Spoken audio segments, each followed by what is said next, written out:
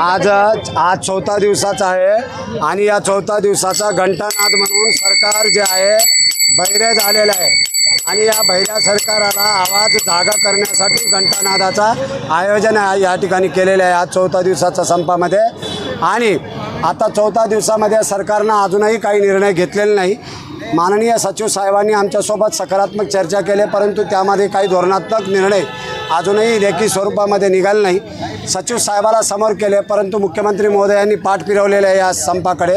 म्हणून सर्वदूर महाराष्ट्रामध्ये 17 लाख कर्मचारी फार मोठा आक्रोश निर्माण झालेले आहे। आताच आमची संयुक्त कृती समितीच्या वतीने निमंत्रक आणि घटक संघटनेच्या सर्वांसोबत चर्चा झालेली आहे। सकाळी 7 वाजता आमच्या महात्मा फुले पुतळ्यापासून सोमवारी सकाळी 7 वाजता भव्यदिव्य आक्रोश मोर्चा निघणार आहे।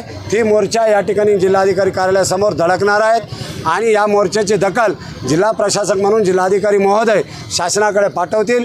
सोमवारी तरी आमच्या काही झोपलेल्या सरकारला जागा जर आला तर बरं होईल।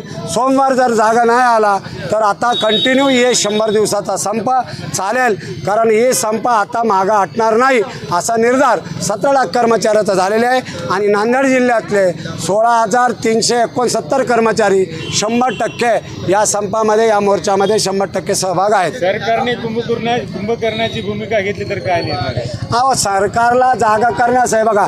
कुंभकर्ण जेव्हा झोपला होता तेव्हा रामासारखा कोणी ना कोणी जागा झाले ना त्याचा वध करायला। त्या कुंभकर्णाचा वध झाला ना हो, म्हणून रामासारखा परशुरामासारखा अवतारी या क्रांतिकारातून निर्माण होईल आणि त्या सरकारचा काय करायचा तेव्हा आम्ही निर्णय घेऊ।